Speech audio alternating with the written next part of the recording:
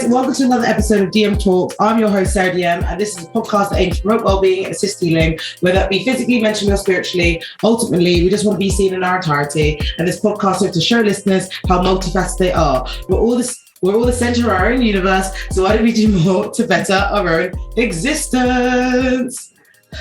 Hello, everyone. Mercury retrograde is Mercury retrograding, and we're back again. But I'm so excited to be with you all today.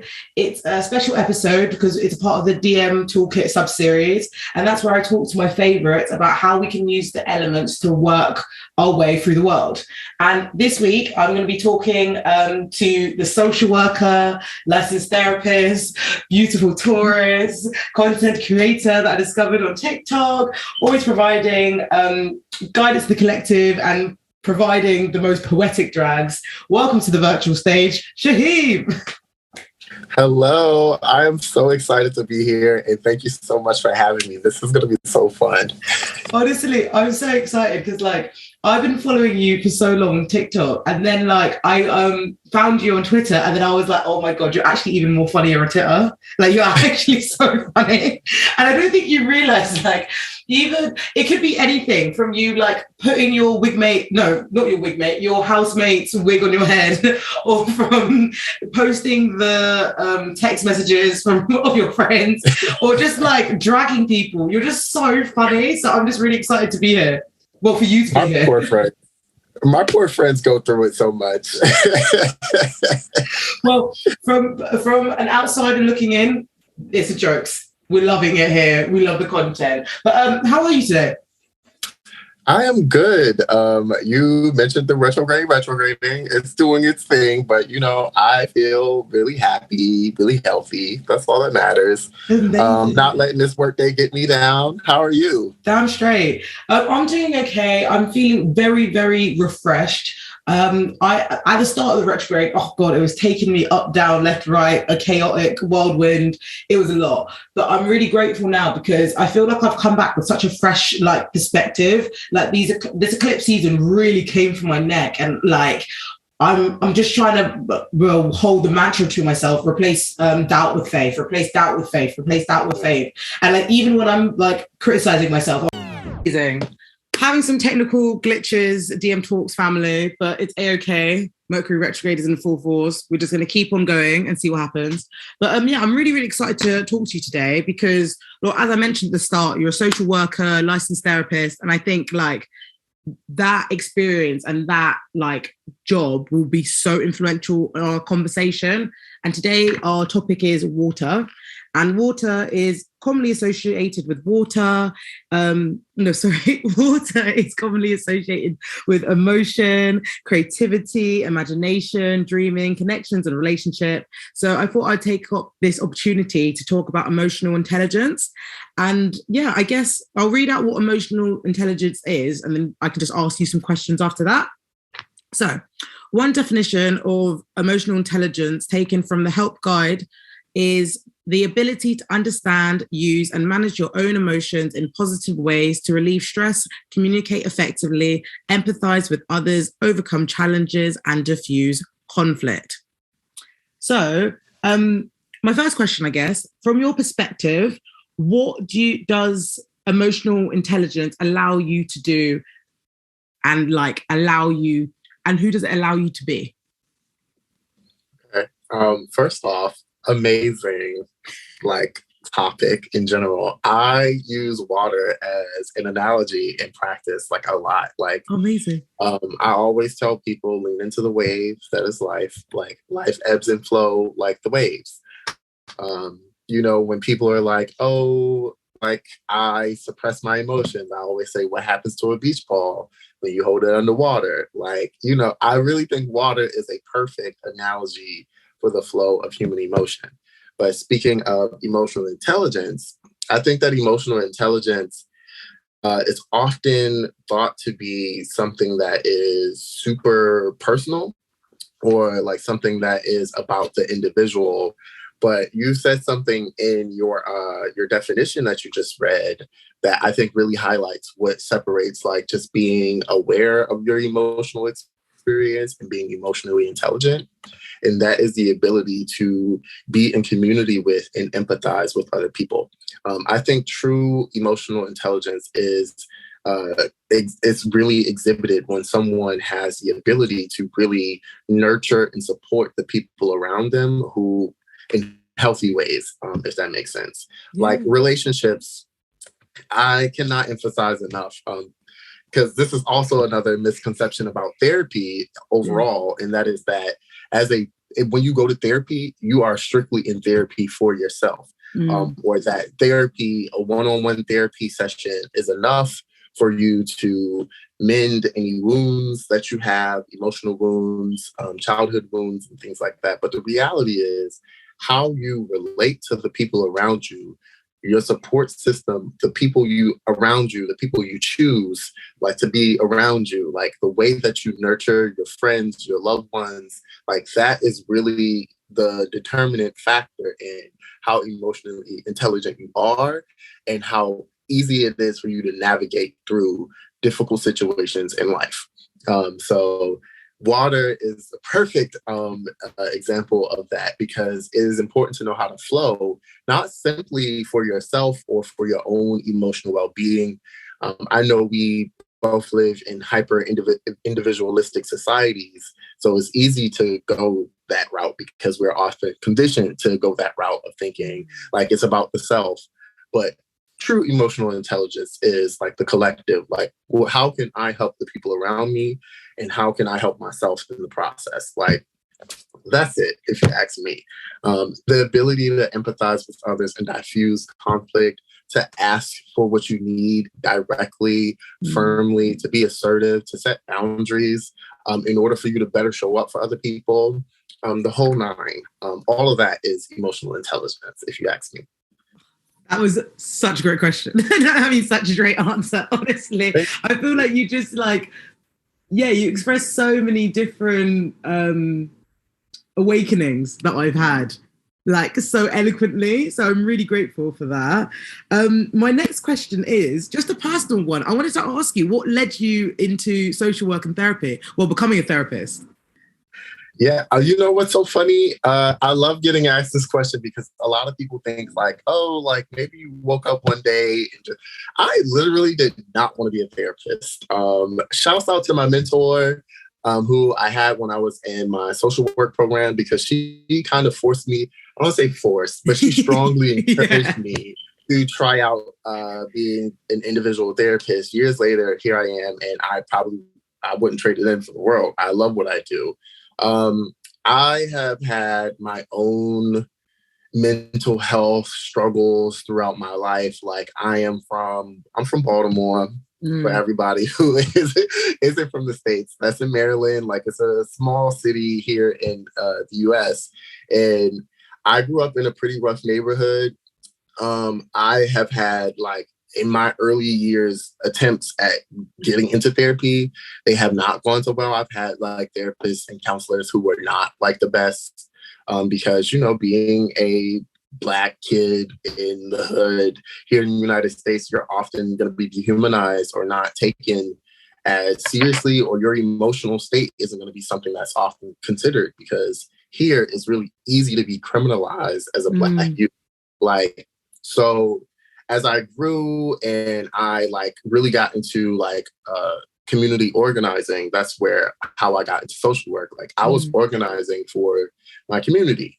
I was the liaison in high school between my high school and the community my high school was in. And then that turned into me working with youth all around the city, and doing things to help change the tree canopy or pick up trash around the community, mentoring youth and things like that, which eventually led to me founding my own nonprofit program and stuff. I was organizing for my community because that was something that was really important to me.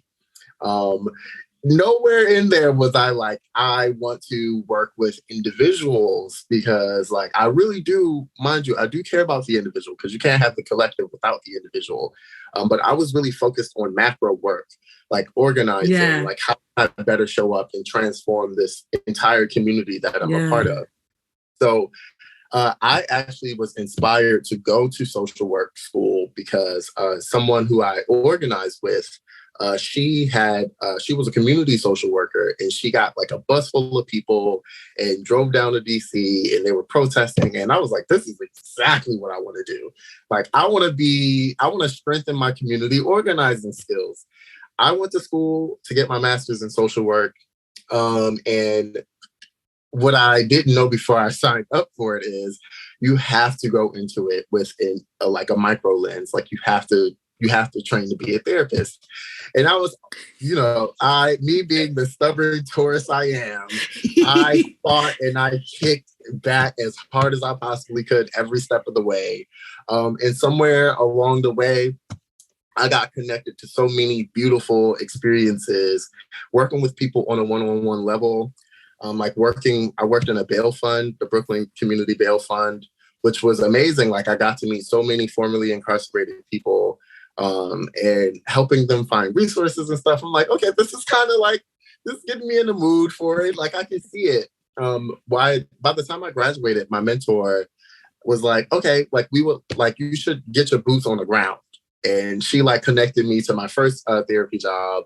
Lo and behold, I hit the ground running, and I connected to the work. Like, I was working with families in the foster care system here. And I really just connected to the people, the work. And it really, I don't know, it just came, it feels like a natural fit for me because I do care about the collective. It's so easy to relate to the individual because I understand a lot of the systems that we exist within and how that can impact people emotionally. So I don't know. I never wanted to be a therapist, but here I am. And I love it so much. I just couldn't imagine myself doing anything else at this point. But yeah. No, I love that because I'm similar too. So when I was really young, I wanted to be a child therapist. No, you said you didn't want to be a therapist, but I was motivated to be a child therapist. Then I got to uni and I was like, you know what, child therapy, that might not be for me. And I did psychology at uni. So I was able to learn about that. Well, that's the nice thing about psychology. You're able to learn about so many different forms of help and so many forms of social care. And the ones that I was really intrigued by was community organizing. So I was learning about how I could use the media or education programs or the politics the psychology behind politics and all of that stuff, just because it was something that interested me, but I also knew how it could feed off into other people. And I grew up in an area which was very basically I grew up in Windsor as in monarchy, queen, that woman, Windsor. So I was just so out of place for such a impressionable part of my life. But in some term, it also made me extremely relatable because I can talk to anyone and everyone.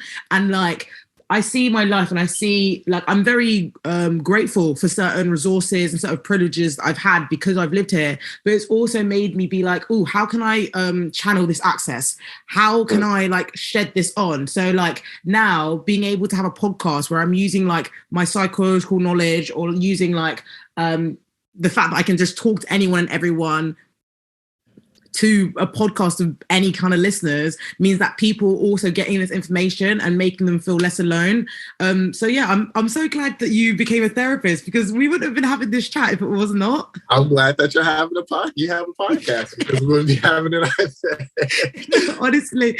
And even one thing that I also really like about your content is that it's so digestible and accessible, but you bring everything into your work. I don't think you realize how much you are so good at expressing yourself. I remember this one time you were talking about Euphoria, right? And you were just doing quick little reviews, let's say. And you said one of the reasons why you're not friends with Cassie is because she's an insecure person. Everyone can have insecurities, but if you're insecure, it leads on to like experiences. And ever since I saw that episode, I was like, I need Shahem on my podcast because I get it. I see it. And for someone like me who gets I get a lot of my messages from Spirit through TV, and I can map things, I can relate to things. So I was really, really grateful when you expressed that. I guess, well, this sort of feeds onto my next question. You talk about boundaries a lot, right, in your work. What are some boundaries which you think everyone should adopt? Okay, so first, I do want to comment on some of what you just said. First off, thank you. That's fine. So I speak so fast as well. So no, like you're amazing. One, like I want to highlight that it really is something that I try to do intentionally. I think everyone having access to this like language, the therapeutic language, like the way, like to stuff that can help people, quote unquote, heal. Like, I think that is something that is so important to me because oftentimes mental health is gatekept. And it's been, you know, through capitalism has been like kept away from people. Like, it's so hard to access like these mental health, like skills, like all of it really. So I really do try, to intentionally like make like this accessible. And I thank you for confirming that I'm at least doing some part of it right. Because I really do want it to be something that people have access to. I'm not gonna hide this from the people. But also that Cassie thing, really, I don't know if you remember, I was fighting for my life over Sam because like, you know, oftentimes people like reduce people down to their professions and what they do. Yeah. And it was hard for some people to stomach, like, what do you mean? You're a therapist. How can you not like insecure people? And it's like, well, the reality is what I do for work is not the same thing as my personal life. And I refuse to be around people who are going to bring others down because they are not secure in themselves. And plus, when you say things like that, I've had people be like, you know what, when you said that, I had to really take a step back. They were mad at first, but the reality is I do have some insecurities to work on, and I do notice how it impacts other people. That's the goal. Work on yourself. And you know, if you follow me, you know, I always say, baby, don't be mad at me. Follow that anger, and it might lead you to the truth as to why you're really mad. But to answer your question about boundaries, I think boundaries are so unique to an individual. It's hard for me to like kind of pigeonhole a boundary that everyone should have because like that is something specific to them. I will say some boundaries that are like non-negotiables for me at this stage in my life. Like one of my boundaries is like, if we don't yell at me, period. Like do not yell at me. Don't talk to me in a degrading way. That is like, I know sometimes we are conditioned, like some of us are conditioned in youth to allow people to speak to us in really degrading, berating ways. Because if you look at how children are treated in society, like sometimes they're really treated horribly. I don't tolerate people speaking to me in a derogatory manner because if you really speak to me out of love, like if your goal is love, connection, and understanding, you will not speak to me in a way that's aimed to put me down. For sure. So that's one boundary that I have. But as far as boundaries overall, I think communication is the key when it comes to boundaries. And one of the main things that I like to really highlight is that boundaries are not walls. Boundaries are not fences. Boundaries are bridges. Boundaries are ways for you to connect to other people better. And I think like many of us have had periods of our lives where we had a hard time understanding it. Like, and that's another thing I'm going to highlight too. Nobody is perfect. Nobody came out the womb knowing everything, and nobody has been innocent their entire lives. Yeah. It's okay for you to lay that title down. But what matters is that you're willing to learn and to grow. And if you are honestly interested in being better capable at setting boundaries with others and yourself, like you have to understand that boundaries are bridges. Like it will help you to connect with other people better. For example, if you set a boundary and tell me that you don't like it when I raise my voice, And I can now speak to you understanding like I should not raise my voice at you. It will help us to connect better, especially if you see that I really do care not to like trigger you. Like it's that simple. It's a bridge between the two of us and not a wall. So that's just something that I think a lot of people should know going into setting boundaries.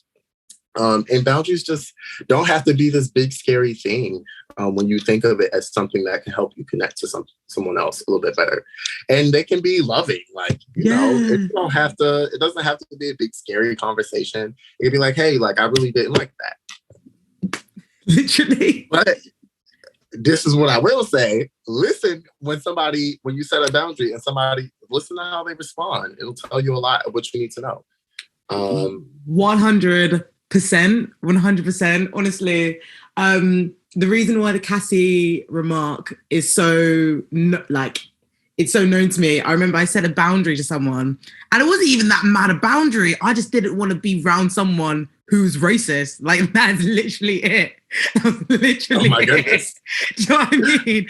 And they were like, but they didn't mean it. They this, they that. It was an accident. I'm like, okay, you got your own things to work on, because it's not like I'm saying something that's, you know, like out of pocket. I'm literally just trying to save my space, save my mental, and save my energy, and not be around racist people. That is literally it. That's literally it. That's all I don't want to do. But the fact that you reacted to it in such a dramatic way means that you don't actually care for racism, you know, and that's it. Sounds like they took it personal too. Like, and that's another thing. Try not to take things too personal, sugar, because 99% of everything is not about you. I promise. As a therapist, I can tell you 99.9% of the things you experience in your relationships, it's not about you. Literally. No, I'm so grateful for it, because like it is just signals to realize that these people they're battling themselves. They're battling themselves. Like, we're just a reflection of a said conversation with themselves. Exactly. It's like, you know, when someone's angry and they deflect it all onto you, and you're like, hey, I was just chilling. Like, I was like, exactly. What, we were gonna meet up. Yeah, that introspection really be whipping a lot of people's asses. I ain't gonna hold you. But like, the more you practice like introspection, examining yourself, where something is coming from, the easier this mental health stuff gets. 100. And relating with others. Like, just, you know. No, 100%. You got to put a trigger warning for accountability, because some people are very scared of that. You know what? That is a fucking word. That is an absolute word. Because like, I see you just said something amazing about accountability. And like this subject has resurfaced so much in my life, because I feel like one thing that I love about myself, one thing that I like can, you know, pat myself on the back for is the way that I take accountability. It's like someone can let me know something and I can take it on the chin and, you know, just move with it. But I think that has literally become from my self-reflection and sort of the self-assurance that I've had like since a very young age. So I guess my question for you is, how do you think others can approach accountability in a healthy way? I think accountability can be hard for a lot of people. And accountability, I have found, is typically hard when you are so opposed to facing self. I find that when you teach people how to be accountable, it often has to start with teaching people to be okay with the idea of being flawed. And I think sometimes in society, we are so preoccupied with the idea, the performance of being a good person. And we want this like idea or performance to exist so bad that we reject anything that goes against the possibility of that being a perception.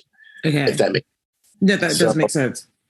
When you want someone to be accountable, yeah, it's going to have to start with that person's ability to accept that they are not perfect. But not in a, like, I'm not perfect, so I can do whatever I want way. In a way where it's like, I am not perfect, I have a desire to do better type of way. That is not something that is super common. But it comes with practice, and like what that requires is a desire to change and to do better. None of us are perfect. I cannot emphasize that enough, that none of us are perfect. What matters is that you're actually making an effort to do better. And if you step outside of, because defense mechanisms, these are natural things. And these are some things, by the way, that I think people can just learn. I don't trust people doing all of the mental health by themselves, but if you like look up the defense mechanisms and things like that, like you can really start. And oh my God, the cognitive distortions, like the way like we filter information that we receive. Like if you look up these things and really just examine, like, how do I practice this? Like, how does this show up in my life? And if you're willing to be honest with self, like, then that's when you can start the process of being accountable. I actually have these TikToks that I recorded about like the 5 steps to taking accountability. I cannot remember it off the top of my head to save my life, but I do know when you're being accountable, what matters is 1, listening. You have to listen to the person who is attempting to inform you how you have hurt them or caused them harm in any type of way. 2, you have to acknowledge your actions or the role that you have played in causing this harm. And that part be beating people ass. I'm not gonna hold you. Like people are terrified of like, oh my God, my actions caused someone hurt. Like, but when you can acknowledge, like, yeah, like I hurt you, and I'm sorry. No buts, no ands, no ors, no nothing. Complete sentence. I apologize that this thing that I did harmed you. Period. And then I think that's where you can start to have that back and forth between you and the other person or people that you may have harmed.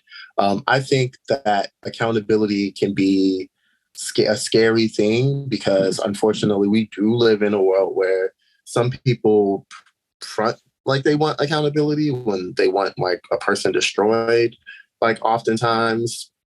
But the reality is like accountability is not just something that I think can be danced around or avoided, and healthy relationships can be maintained. But yeah, I think accountability is something that is definitely like the prerequisite for accountability. It is the ability to like acknowledge that you have committed harm.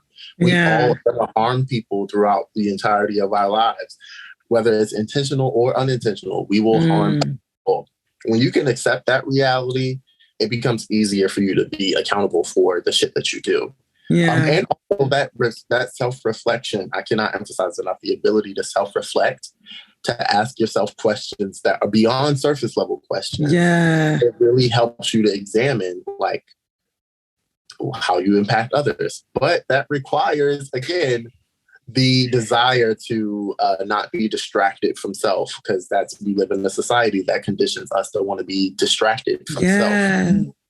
And in turn to disconnect from the other people around us. And that's how it's like a big ass cycle where that is perpetuated. But it requires a desire to change and to connect to others in a way that's not just about like beneficiary things or transactions, if that makes sense. That makes all the sense. And I'm so grateful for having you on the Water episode because I feel like I'm getting a second round of therapy this week. Like, I honestly do. So I'm really, really grateful.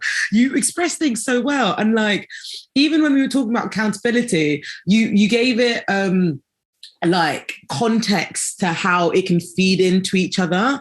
Like when I think of accountability, I think how it's directly related to honesty, and how when you have honesty, it gives you an opportunity to change and evolve, but also gives you an opportunity to leave. Like it literally makes things clear, and I think that's when I think of accountability and I see so many people kind of resist it or be uncomfortable by it, I'm just like, but why though? Like at the end of the day, we have to live in our bodies for the rest of our lives. So like, wouldn't you want that to be like a comfortable place to be? It might not be the most uncomfortable when you realize it, but if you want me to be honest, it's a protection thing for a lot of people. Like, yeah.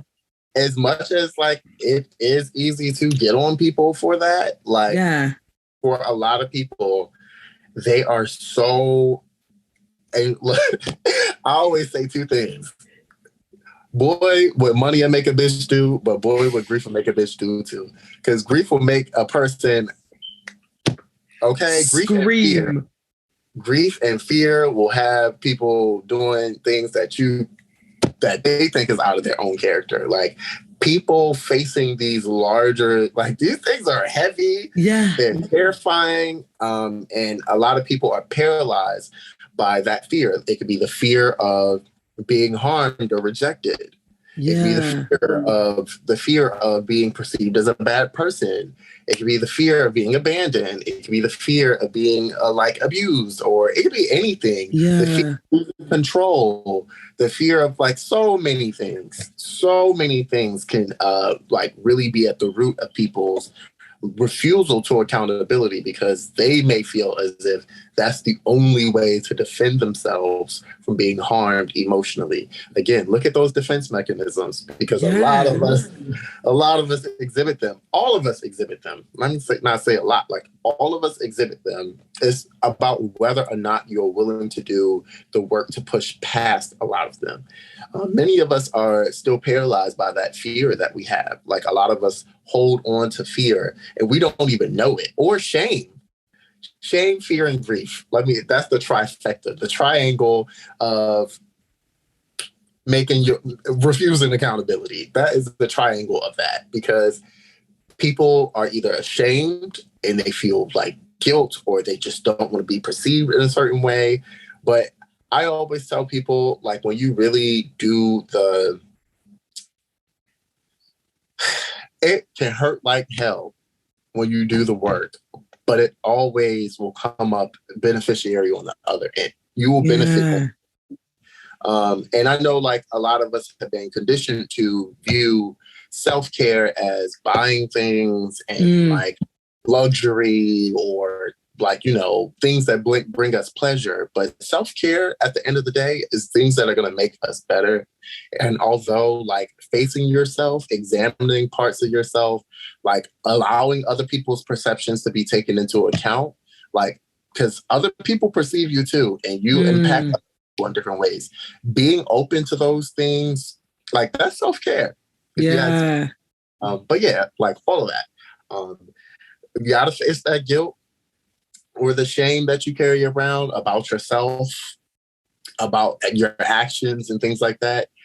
You got to grieve the things that you probably have not even paid attention to the fact that you may be hurting over. Not just physical death. You have to grieve in order for you to be open to other people, in order for you to be open to new experiences, in order for you not to be emotionally stunted or stuck in the same place. And you have to be open to pushing past that fear, that initial fear, and be vulnerable. So those are the things required to really do the work around accountability. And a lot of people are just conditioned not to do it. Wow. No, thank you for that. I'm so happy that we went off on that tangent. I'm really, really happy, because like, I think oh no, don't you worry. Like, literally in the podcast, I've got a glitch sound that I use from where I go on tangents so much. It's like literally a glitch that will make me come back to that point. So don't you worry. But I'm so grateful that we did, because look at all the information that you just shared. Like, look, you literally dropped bombs. Like, you went in. No, that was beautiful. Thank you so much. I guess my next question for you is, what Okay, so what do you think helped you to identify where your emotions arise from? Ooh. I'm gonna go back to the question. I think like the ability to ask yourself questions, like for me to ask myself questions has really helped me to get to the very bottom of like what it is that I feel and why I feel it. So I'll give you an example. If you are upset because someone isn't texting you back quick enough, and ask yourself, like, why am I this upset that this person isn't texting me back? The answer could be because I want to connect with them. Why is it that I'm so upset that this person isn't doing what I want, or doing it in the speed that I want them to do it? Maybe the answer could be like, in some sense, like, I really want to feel like I'm in control of the situation. And like, I'm not going to be rejected or disappointed or let down. You can go even further than that. Like, okay, so where in the past have I felt like I've been rejected or let down that makes me so anxious when people aren't responding to me in this way? This thing may have happened in my childhood, or my family may have not been as like affectionate, and I have abandonment wounds or something. Like, it could be anything. It's like that loop of like, okay, like how is this showing up in my daily actions? How does this show up when I interact with people? Like, how is this action impacting others? How is this action impacting me? How can I address this anxiety? What are some things, like, asking yourself questions really does help you get to the bottom of it, or at least that's what's been helpful for me.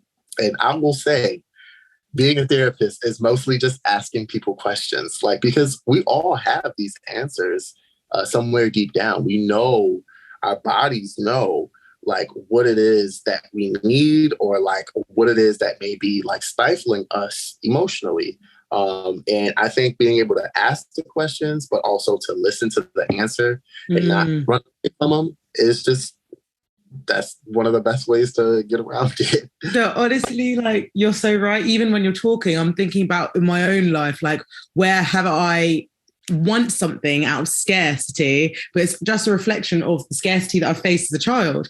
And it's nothing to do with how someone has made me feel, but it's more to what I want from them. And I want them to feed it like now, when really it's not that deep. Like, it literally, if I asked myself the same thing that I want from them, I can feel a bit more content in the process, or in the time that I'm waiting, if they do decide to talk to me or not.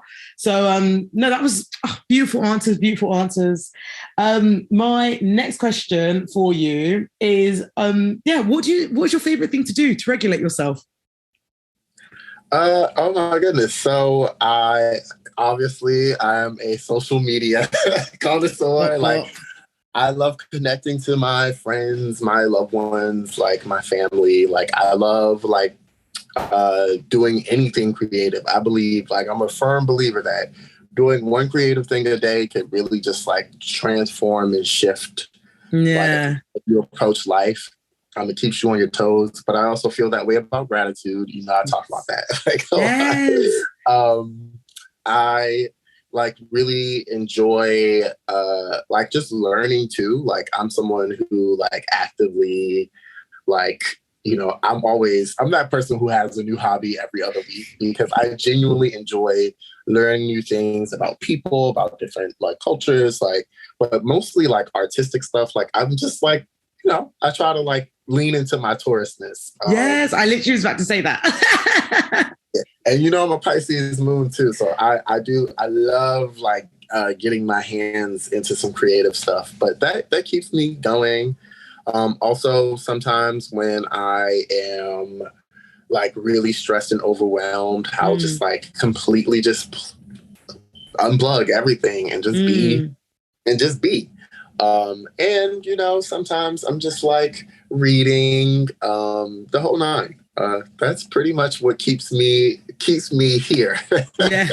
And present emotionally. No, I love that for you. And it's just nice, like, finding out why, because like like you said, like I follow you on TikTok. Like I see like your I see you even you what did your I think it was your nephew said something to you the other day. Like honestly, it's like I've never met your nephew before in my entire life, but he's making me laugh from the bottom of my soul. That's what I mean. And it's like my nephew is just like me, if that's like he's alive. My goodness. No, but I just love that for you because you're able to connect with so many people by just being your authentic self. And like even Pisces elements, like my little brother's a Pisces. I'm a Pisces Venus. In sidereal astrology, I've got 4 placements in Pisces. So like I definitely appreciate the introspection, the imagination that comes with life. Like we literally just want to find the beauty in everything and like see how it works out. Like we are just romance. Like okay. honestly, it's a little bit much sometimes, but I love it. Oh, 100%. Like, so you know how I said I'm got 4 placements in sidereal and Pisces in Western astrology. 3 of them are now in Aries. So I literally have an Aries stellium in my first house. I'm all over the place. I'm literally like a burst of fire. So I completely understand what you mean when it says get too much on the sign, gets too much at a time, because I'm literally on the border, like which Aries or Pisces bag do I want to be in today? It's a lot, but we move. It means that I start a lot of new things. I just might not finish them. As an Aries Mars, I relate. Oh my God, screaming. No, but we love to see it.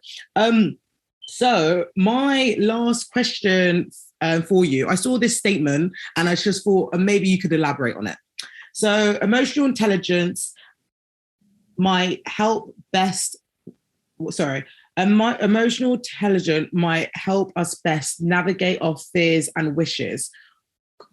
What would you say? I think exactly that. That is a beautiful statement. And I believe that the more you are capable of examining yourself, being able to empathize with and connect with people around you, the better suited you are to pursue the things that you want in life, and for you to not move and react to things out of fear. I will say this too, like fear is such a limiting thing. And a lot of people hold themselves back by overthinking or like really holding themselves back because they're afraid of what could happen, or you're afraid of something that isn't even here. Yeah, like literally. You are emotionally intelligent. I think it better connects you to supporting community around you, people who can encourage you, who can uplift you, but it also connects you closer to yourself, and you can examine why it is that you're holding yourself back, and if that is truly worth you not getting what you want out of life. I truly believe it helps you get to where you want. TikTok is a perfect example, right? Mm-hmm. I was not always someone who had traction on TikTok.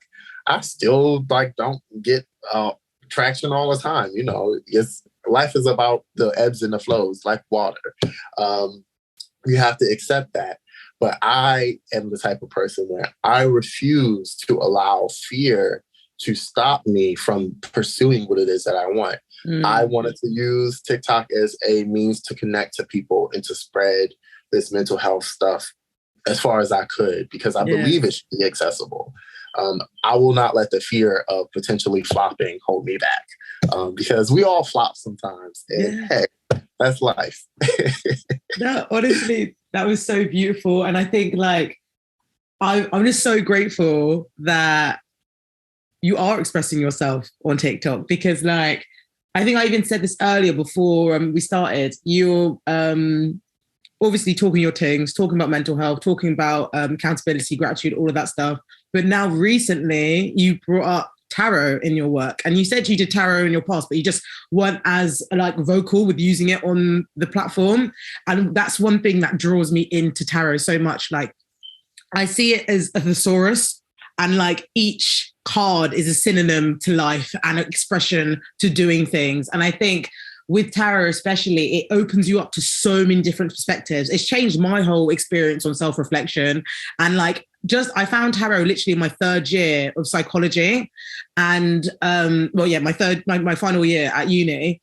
And literally I felt like I was given a gift, like as I was approaching like the end, because I had therapy, I had self-reflection, I was journaling and stuff, but then I had tarot. And it was like, okay, we're going to show you in a whole different angle. We're going to show you different things. And I don't think it has reawakened myself, because now I've been doing it for 4 years. I've found you, who also is a tarot and in the mental health profession. And I've also learned about Jessica Dore. Do you know who Jessica Dore is? No, but please teach me. Okay, I'm so sorry. I'm just going to go grab my book. So Jessica Dore is also a licensed social worker, tarot reader, writer, researcher. She's from America. I can't remember where specifically, but she's just brought... Oh, let me take this off. So I do this every single time. Okay, boom. Boom.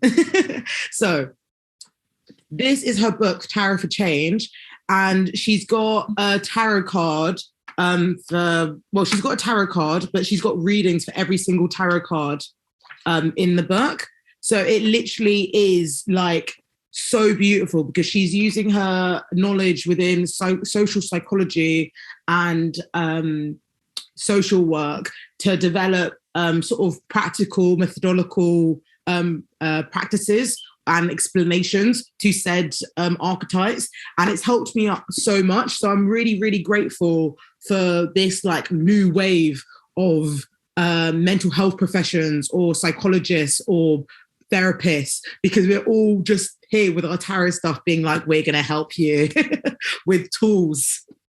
I am so mind blown right now. I've been looking for something like that, and I was eventually going to do something like that, because I'm just like, there needs to be a connection, a bridge, because I really believe tarot can be like, it really can move blockages too. Like I think people think of it like entertainment, thinking about like asking our partners and stuff, but like it really, like, it's not just romance and like all that type of stuff. You can really undo or learn which direction you need to head in towards your own mental health journey. And I just think it's such a beautiful tool to have. I obviously don't use it like in practice unless someone exclusively brings it up. Yeah. And I've had it be like, do you do X, Y, and Z? And I'd be like, how do you know? And they'd be like, I could just tell. Like, so can I get a yeah? But yeah, 112%. I'm running to grab that book like literally after we get off of here. You will love it. You will 100% love it, because like I don't think it's a coincidence that I've found you, found her, found so many different people in this sort of psychology, therapy, social work realm that are also tarot card users. And this is something that I would like to do in my future. I think I will be a therapist one day, but I'm taking a route which might seem unconventional at first, but she says all the time, like when she first started doing social work, she was doing social work, but she was also like, like a person that reads papers all the time and then makes summaries of said papers. I think she used to do that before she got into social work. So she said, like, from then up until now,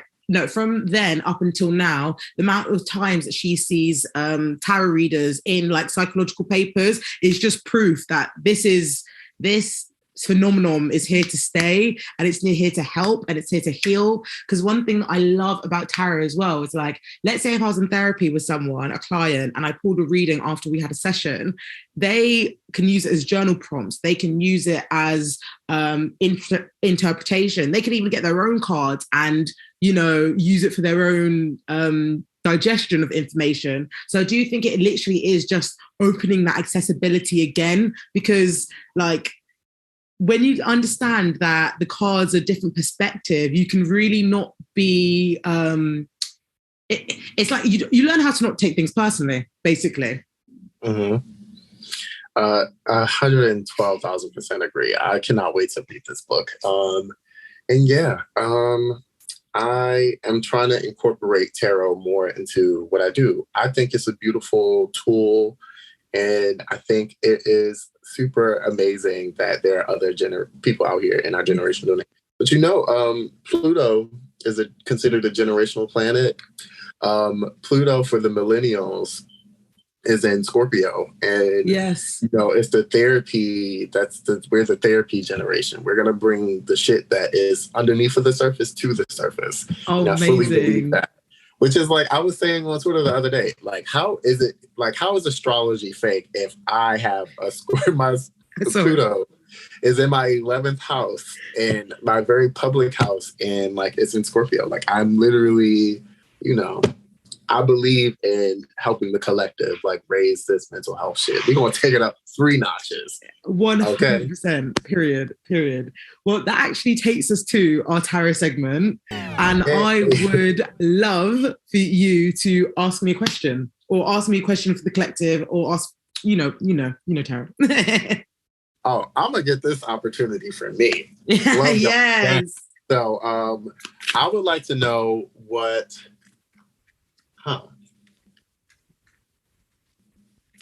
I don't want to be too specific. I have a very important event coming up. I want to know how it's going to go. Okay. Hi, ancestors. Hi, spirit team. Please, can you help provide us guidance and clarity for Shahem's event? Okay. Is it this one, Spirit? Okay. Spirit, please, can I have some clarifiers? Can you breathe in and out for me, please?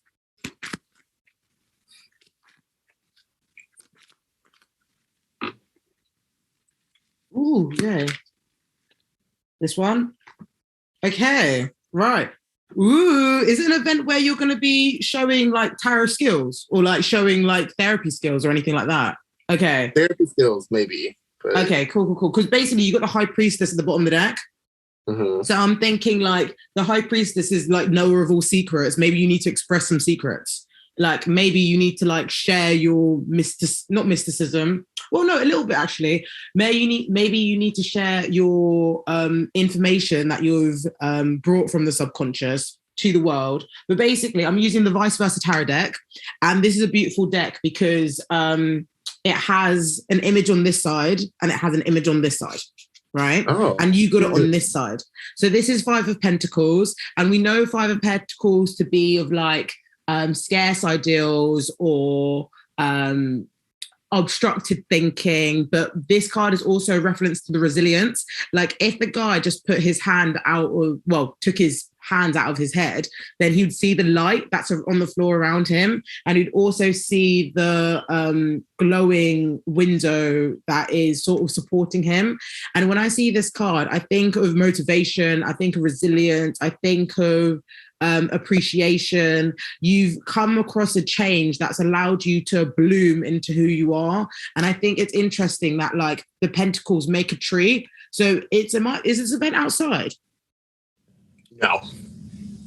There's something about me that is being grounded. Make sure that you are grounded when you go into this event, because it has, maybe spirit is telling you that you're this person. This is how you're conscious, you're like thinking about it, but it's like trying to like provide you confidence that you can do it. Because the next card that you got was death, but it was in its positive, like not positive, it was in its light orientation. And you see these 2 individuals who are approaching their rebirth with purity, honesty, with transformation and comfort. They're kneeling on the ground, so they're comfortable at processing the new information that's around them. And I think it's sort of believing in yourself too, because like the 9 of Pentacles came up in its like dark orientation. So I think there's a part of you that's like a bit subconscious and a bit like, not subconscious, sorry. There's a part of you that might be a bit wary of how it may go. But spirit is like, honey, you've got yourself, you've got your integrity, you've got your openness, you've got your personality that's going to help you shine through. And like the fact that you've got like literally sun, is the main options in the back of this card, and then you've got the moon here, is trying to ask you to use your intuition, because you've literally built so many pentacles on your own that it is validation enough for you to walk into said situation. When I asked for clarifiers, I've got the 10 of Ten of Wands reverse, and also the Three of Wands. So it's literally like dropping these burdens, and also dropping burdens, perspectives, ideals that you used to hold from yourself, and walking into creating the dream life that you desire. Because I mean, Spirit is so, so proud of you. And even, hey, look, Spirit will never make a liar out of me. Look at you walking into this area. Six of Swords at the bottom of the deck. Yeah, that makes a lot of sense. You're literally, I think where you're going, you've had a transformation, a transition, and this is like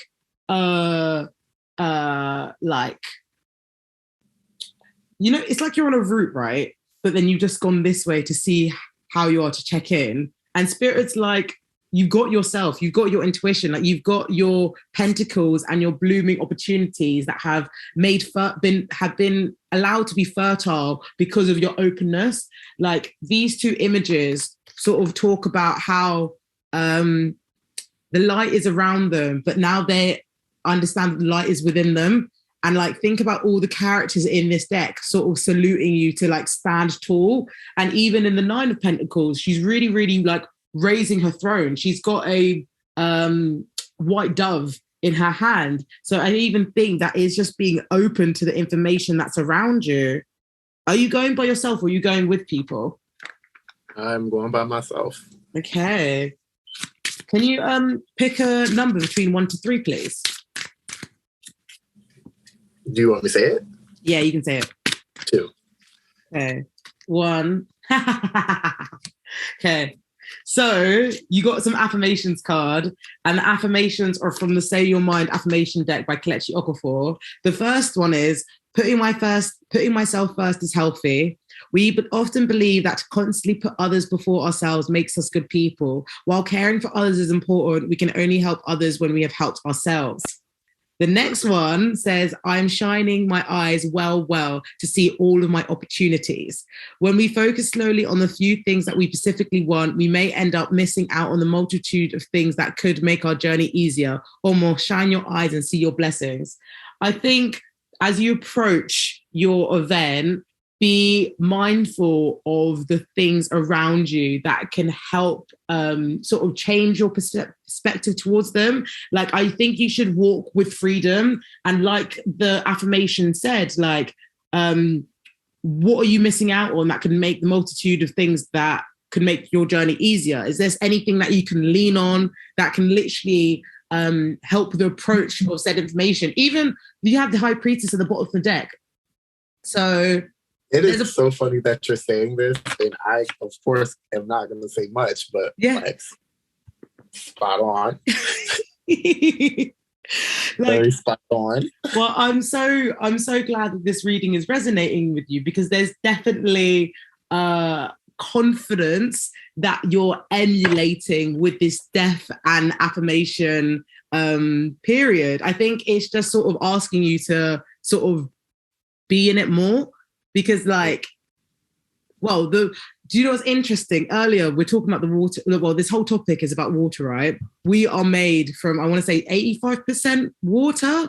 So like, I know the moon affects the tides of the oceans, the rivers, everything, but it also affects the waters within us. So maybe using the moon archetype in your, on the day of the event, or even getting into your Pisces moon energy can help you move into this event a bit more settled and grounded. Because immediately I thought grounded because of that tree, the Tree of Pentacles. So yeah, I think that's your reading. Thank you. That was actually very helpful and true. You have to face the reality that you already knew, but now no. So yeah. Thank you. No, I'm more than happy to be here, be the vessel to communicate it to you. I'm trying to just look at it like, is there anything that I need to say to you else? I don't think so, but like when I look at the Three of Wands, it does just remind me of like, I think you don't know if this opportunity might lead you to new opportunities.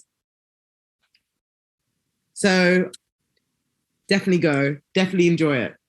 Definitely network. Be the socialite. Thank you. I will try my very best. I appreciate you. This was such an amazing podcast experience. Hopefully we can stay connected. 100%. 100%. Like I'm really, really excited, and I'm really just happy that social media has allowed us to just to meet people like this, you know, get to know people like this. And like, if you ever, like, I'm always available for readings as well. If you ever want more insight, if you ever want to get into the nitty gritty. But so that takes us to our last segment, which is the direct message, where we leave listeners with a take-home message. For this week, listeners, I'm going to leave you guys with a quote. And the quote is by Joseph Campbell. It says, "The very cave you are afraid of to start..." Oops. I got my words mixed up. Okay. "The very cave you are afraid to enter turns to be the source of what you are looking for." And I just think that is just such a fitting message for the reading this week, because we have literally seen throughout this conversation how emotions, we just need to work with them. Don't work against the tides, baby. Like, approach them with care. That is my direct message. What is your direct message for this week? I'm gonna go back to what we started with. Lean into the wave. When the pendulum swings to the negative, just know that the pendulum swings, and try not to let it bog you down. It's very important for you to take a step back and to be able to see the macro and the micro, the forest and the trees. Be gracious with yourself through it, but most importantly, lean into the wave. Life is gonna ebb and it's gonna flow. Lean into it. Try not to take everything so seriously, and stand up. It's not that deep. Stand up. No, thank you so much. This has been an amazing podcast episode. Thank you so much. You've honestly, Thank you. I had therapy on Monday, and I feel like I genuinely had therapy again today, because like the way that you're dropping fire bombs. Can I ask, what's your rising sign? I'm a Sag rising. Because that's what I was thinking earlier. I was like, you're giving me Sag vibes, but I was like, you know what? Let me find out later. Because look at you pioneering all these new pathways for people, and also fighting for your life in different platforms. Okay, I will nuck if I have to. Okay, nuck and fuck. Do you know what's so funny? I was on TikTok comments the other day, and someone said, Sagittarius are delicate. And the comment said, yeah, delicate like a bomb, not a flower. Exactly. I agree. I just thought that was so funny. Well, that's amazing. That takes us to the end of our episode. Could you leave us with your socials so listeners can find you? You can find me on TikTok at 5HAHEM, aka 5Fahim. Or same thing with my Instagram. And for Twitter, you can find me at Shatired. SHATIRED. Shatired. I am very tired of it all. Well, I'll put put your socials in the episode notes as well, so they can find you. Amazing, guys. I've been your host, Sarah DM, aka DM.Seerah. You can why have I forgotten what to say?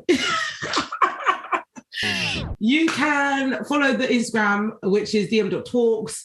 You can find my socials on TikTok, DM.Seerah, SEERAH, sorry. You can find the same socials on Twitter. But yeah, I've been your host. I've had a lovely episode. If you like the tarot reading and you wanted to book one with me, you can go on my website, www.DM.Seerah.com. Join our spiritual Discord chat where we're just speaking anywho's. I always share my downloads in the chat, which is really nice. We're just building community over here. But yeah, it's been lovely talking to you today, and I'm gonna love and leave you. Hasta luego, guys. Bye.